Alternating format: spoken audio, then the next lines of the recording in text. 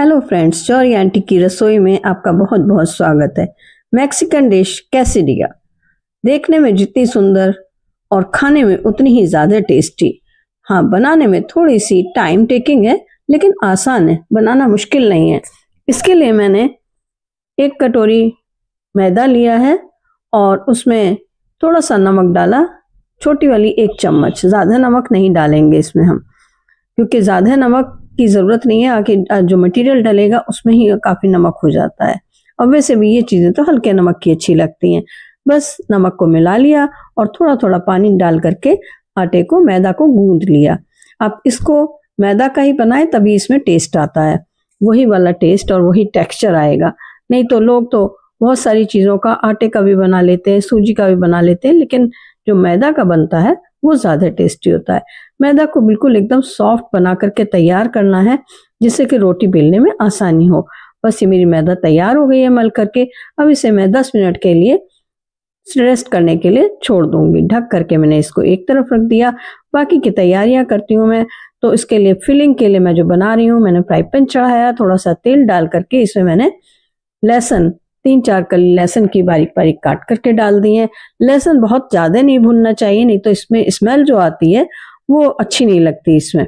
बस हल्का सा इसका टेस्ट आना चाहिए, टेंट आना चाहिए। उसके बाद में बारीक कटा हुआ प्याज, और बाकी की सब्जियां आपकी मर्जी है।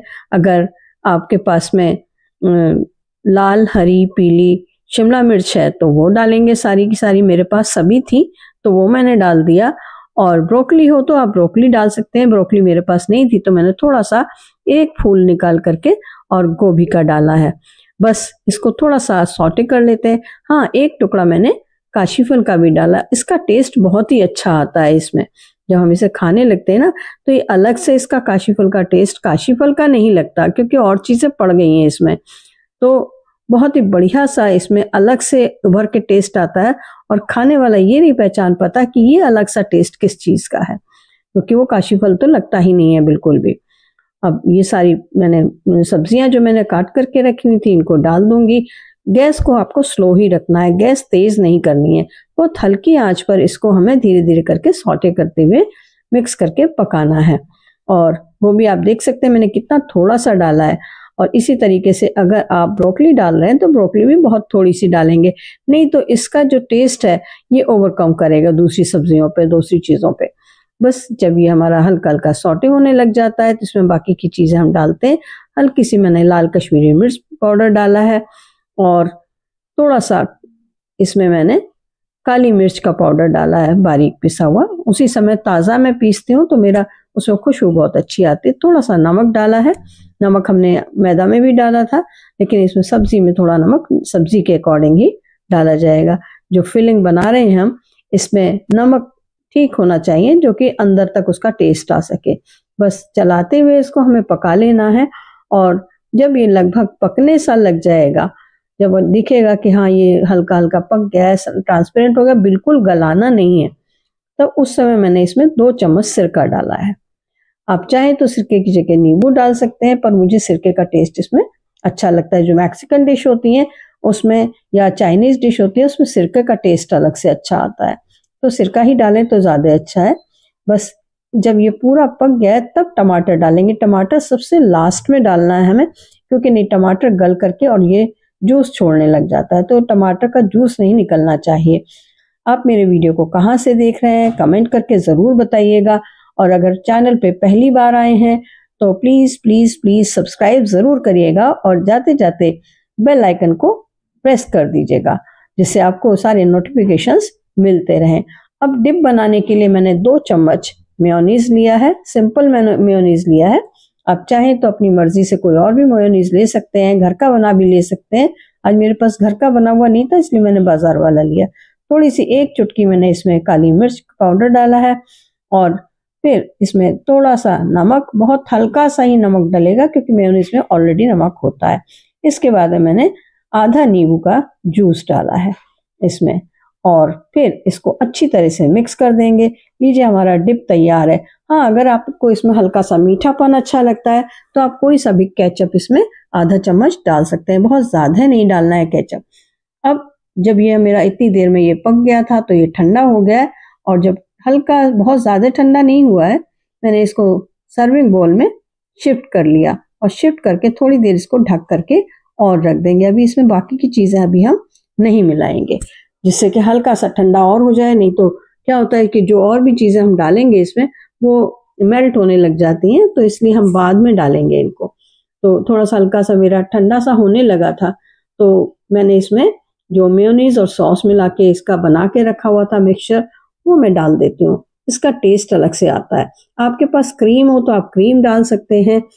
इसमें अभी हम चीज़ नहीं डालेंगे। चीज़ सबसे लास्ट में, जब हमारा ये कैसिडिया बन के तैयार होगा उस समय डाली जाएगी। बस ये इसको मिक्स करके हम रख देते हैं। अब देखते हैं हमारी मैदा का क्या हाल चाल है। हाँ, ये तो तैयार हो गई है। तो जब तैयार हो गई है तो इसको हम अच्छे से और गूंथ लेते हैं और गिला लेते हैं। हमारे यहाँ इसको गिलाना बोला जाता है। इस तरह से करके जब हम मिक्स करते हैं इसको, और तो ये हमारी तैयार हो गई है। हाँ, इसका लंबी सी रोल बन के अच्छी से तैयार हो रहा है। बस इसके छोटे छोटे से हम बोल्स बना लेंगे। जितनी बड़ी आपको रोटियां बनानी है, तो पहले मैंने बड़े बड़े रोल्स बना लिए और फिर उनको दो दो पार्ट में करके इस तरह से करके सारी छोटी लोइयां कर ली। तो उससे आसानी रहती है और अंदाज भी अच्छा सा बन जाता है कि हाँ ठीक से बन गई ये चीज़। तो ये 4 मेरी लोइयां बन के तैयार हुई हैं। फिर उनकी मैंने और छोटी छोटी करके और ये पतली पतली रोटी बेली, बिल्कुल पतली रोटी बेली जाएगी। थोड़ा सा सूखा मैदा लगाते जाएंगे तो बहुत आराम से बेल जाती है ये। मैंने सूखा मैदा ले लिया है थोड़ा सा और उसको लगा लगा के मैं इसे बना रही हूँ। आप देख सकते हैं कि कितनी पतली बन करके तैयार हुई है।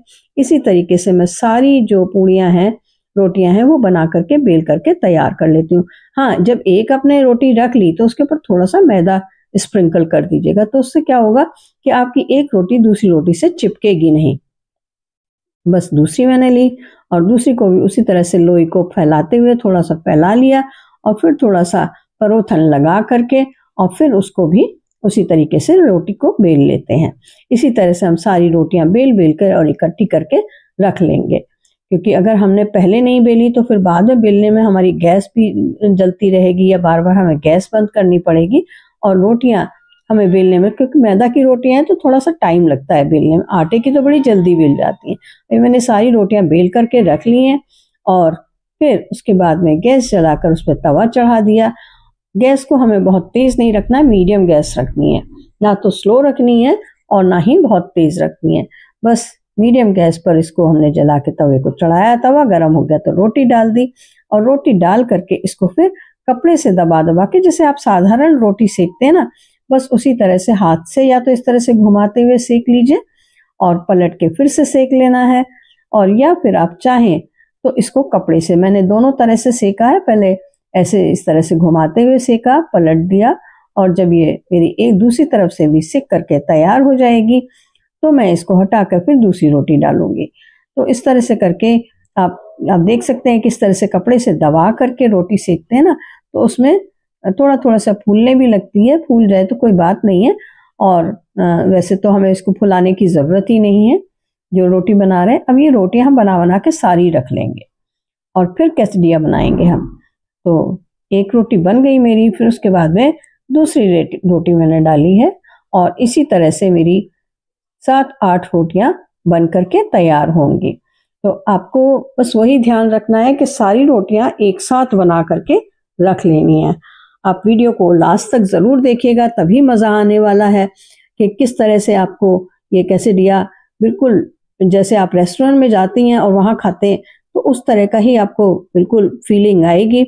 इसके बाद में मैंने जो सॉस और मेयोनीज मिला के मिक्स करके ये मिक्सचर बना के रखा हुआ था, इसको मैं इसके ऊपर स्प्रेड कर सकते हैं। आप चाहें तो पिज़्ज़ा सॉस भी यूज़ कर सकते हैं। खाली पिज़्ज़ा सॉस लगा दीजिए और मेयोनीज लगाने की उसमें ज़रूरत नहीं है, क्योंकि मेयोनीज हम पहले ही उसमें जो हमने फिलिंग बनाई है उसमें हमने डाला हुआ है, तो अलग से नहीं करना है। मेरे पास में पिज़्ज़ा सॉस नहीं था इसलिए मैंने उसी को यूज़ किया। अब उसके बाद में ये फिलिंग हम करेंगे। तो आपने देखा कि जो मैंने सॉस लगाया है वो पूरे पे स्प्रेड किया है, लेकिन फिलिंग आधे में ही लगाएंगे हम। और जब आधे में लगा दिया हमने फिलिंग को, तब उसको धीरे से करके, बहुत ही आराम से करके इसको पलटना है, जिससे कि फिलिंग हमारी नीचे ना गिरे। और जो आपके पास में चीज़ रखी है, चीज़ क्यूब्स हैं या जो भी चीज़ आपके पास अवेलेबल है, वो ले लें। अगर बड़ा वाला चीज़ का पीस है तो उसको ग्रेट करना पड़ेगा आपको, और इस तरह से छोटे वाले स्मॉल क्यूब्स आते हैं वो अगर हैं तो वो आप डाल सकते हैं। बस उसके बाद में इसको पलट करके धीरे से, बहुत ही आराम से पलटना है, जिससे कि पूरा का पूरा रोटी आपकी ना पलट जाए। और फिर धीरे से, बहुत तेज करके नहीं, बहुत हल्के से इसको प्रेस कर देना है और फिर घुमाते हुए हम इसे सेकेंगे। फिर इसके बाद में मेरे पास में बटर रखा हुआ था, उसको मैंने मेल्ट कर लिया था, और बटर को वैसे थोड़ा सा मेल्ट करके डालेंगे तो ज़्यादा अच्छा है, या फिर बटर ना हो तो आप घी का भी इस्तेमाल कर सकते हैं। इसमें ऑयल ना लगाएं क्योंकि घी का और बटर का टेस्ट अलग से बन करके आता है। तो बस ये इस तरह से करके चारों तरफ लगा दिया, डाल दिया, और फिर इसको घुमाते हुए अच्छी तरीके से हम चारों तरफ तवे पे घुमाएंगे। तो उससे घुमाने से क्या होगा कि जो नीचे की साइड है उसमें पूरे में ये बटर लग जाएगा, और फिर धीरे धीरे साथ के साथ ये सिकता भी चला जाएगा। अब ये क्योंकि इसको हमें खुलने नहीं देना है, इसको बहुत ही केयरफुली करना है, इसी में बस हमें टाइम लगता है। तो एक फॉर्क की हेल्प से इसको ले करके आप इसे धीरे से करके पलट सकते हैं। आप देख सकते हैं कि एक साइड से बिल्कुल सिक गया है, कितना बढ़िया कलर आया है इसमें, और अब दूसरी साइड से भी उसी तरह से मीडियम आंच पर हम इसको सेक लेंगे। और जब ये पूरा का पूरा हमारा सिक जाएगा, इस साइड में भी हम थोड़ा सा बटर डाल देते हैं। तो बस ये जो आप देख रहे हैं ना कि तवे पे थोड़ी थोड़ी सी चीज़ आ गई है और वो सिक रही है, ये बस सिक जाने दीजिए, और फिर उसके बाद में इसको खाइएगा। बहुत ही टेस्टी लगती है, मज़ा ही आ जाता है। बच्चे तो बच्चे, बड़े भी खूब शौक से खाते हैं इस मेल्ट हुई चीज़ को सिकने पर। बस ये इसको उठा करके और हमने एक प्लेट में निकाल के रख देंगे, और इसी तरह से एक एक करके जितनी भी आपकी रोटियां हैं उन सबको फिल करके और इनके ये फिलिंग वाले बना लेंगे। और जब ये हमारी बन करके पूरी तैयार हो जाएंगी तो आप देख सकते हैं कि किस तरह से ये बन करके तैयार हुआ है। फिर इसको ट्रायंगल शेप में काट लेना है, यानी एक रोटी के हमें 3 पीस कर लेने हैं। इसी तरह मैंने सबके कर लिए और फिर इनको सर्व कर दिया। बीच में वो जो हमने डिप तैयार किया था वो रखा है, और खाकर देखिए, बहुत ही टेस्टी है, बहुत ही टेस्टी है। अगर आपको डिश पसंद आई हो तो लाइक शेयर करना ना भूलें। मिलते रहेंगे, बाय।